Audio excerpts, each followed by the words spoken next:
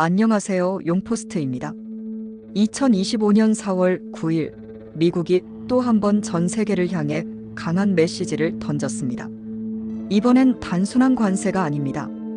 미국은 중국을 비롯한 주요 교역국들에 대한 전면적인 관세 확대 조치를 발표하면서 글로벌 무역 질서의 판을 뒤집고 있습니다. 이번 조치는 크게 두 갈래입니다. 첫 번째는 기본 관세입니다. 미국은 4월 5일부터 전 세계 모든 국가에서 수입되는 제품에 대해 10%의 기본 관세를 부과하기 시작했습니다. 국가 구분 없이 모든 수입품에 적용된다는 점에서 강력한 조치였습니다. 두 번째는 상호 관세입니다. 여기서부터가 진짜 본 게임이죠.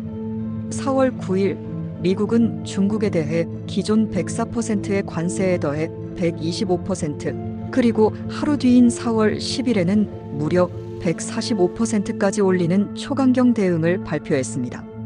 이 중 20%는 중국의 펜타닐 문제를 이유로 추가된 것인데요. 그렇다면 우방국들은 어땠을까요?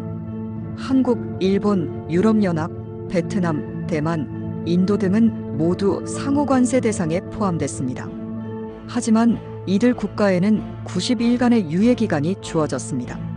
즉, 기본 관세 10%는 적용되지만 추가 관세는 협상 여지를 남긴 셈입니다.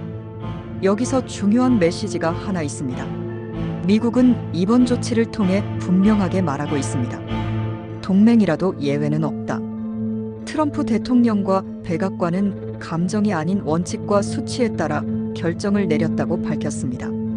백악관 대변인 캐롤라인 레빗은 이렇게 말했습니다.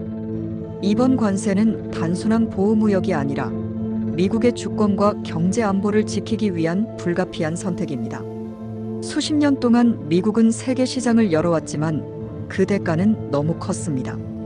또한 그녀는 트럼프 대통령의 무역 전략이 Make trade fair again. 즉 공정 무역으로의 회귀임을 강조했습니다. 미국 제품이 외국에서 맞닥뜨리는 높은 장벽만큼 이제는 미국도 똑같이 요구하겠다는 것이죠. 실제로 현재 약 70개국이 미국과의 양자 협상을 요청 중이고 일부 국가는 조건부 면제나 감면을 논의하고 있다고 합니다. 즉, 관세는 목적이 아니라 협상의 수단이라는 겁니다. 트럼프 대통령은 관세를 지렛대 삼아 무역 테이블의 구조를 바꾸고 있습니다. 각국의 반응도 빠릅니다. 중국은 강력히 반발하며 보복 관세를 검토 중이고 한국은 한덕수 대통령 권한 대행이 트럼프 대통령과 통화하며 조선산업협력, LNG 수입 확대, 방위비 조정 등 다방면에서 협상을 시작했습니다. 일본도 이시바 시게루 총리가 트럼프와 통화를 나누고 협상에 속도 내고 있다는 입장을 밝혔습니다. 유럽연합은 4월 15일까지 미국의 입장을 지켜본 뒤 보복 관세 여부를 결정하겠다고 예고한 상태입니다. 그렇다면 시장은 어떻게 반응하고 있을까요? 글로벌 증시는 일단 혼란 속에 출렁이고 있습니다. 미국 증시가 단기적으로는 정책 기대감에 반등했지만 한국과 일본, 독일 등 수출 중심 국가의 증시는 외국인 자금 이탈 조짐이 보이고 있습니다. 기술주가 중심인 나스닥은 특히 민감하게 반응하고 있습니다. 무역 리스크가 커질수록 글로벌 수요에 의존하는 업종은 타격을 받을 수밖에 없습니다. 공급망도 재편 움직임이 빨라지고 있습니다.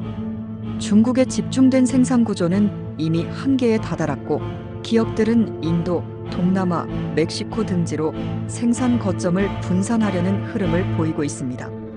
미국 기업들 역시 리쇼어링, 즉 자국 내 생산 확대를 고려하고 있는 것으로 나타났습니다. 문제는 물가입니다. 고율 관세는 결국 소비자 가격에 전가되기 때문에 전자제품, 자동차, 의류 등 생활 밀착형 제품에서 체감도가 매우 높아질 것으로 보입니다. 미국의 인플레이션 압력이 다시 고개를 들 가능성도 있습니다. 산업별로는 명암이 엇갈립니다. 미국 내 제조업과 방산, LNG, 에너지 산업 등은 수혜가 기대되는 반면 자동차, 반도체, 유통, 소비재 등은 원가 상승과 수출 타격이 우려됩니다. 2025년 4월 9일. 이날은 단순한 관세가 시작된 날이 아닙니다.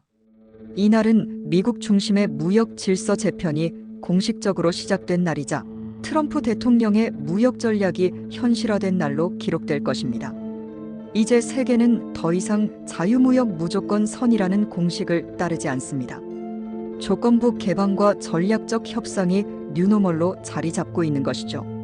이러한 변화의 한복판에서 투자자와 기업 모두는 단기 흐름뿐 아니라 중장기적인 리스크 관리 전략을 반드시 갖추어야 할 시점입니다. 앞으로도 글로벌 통상 전략, 미국과 중국의 움직임, 그리고 세계 경제 흐름은 용포스트에서 깊이 있게 전해드리겠습니다. 시청해주셔서 감사합니다. 좋아요와 구독, 그리고 댓글은 콘텐츠 제작에 큰 힘이 됩니다. 다음 시간에 또 뵙겠습니다.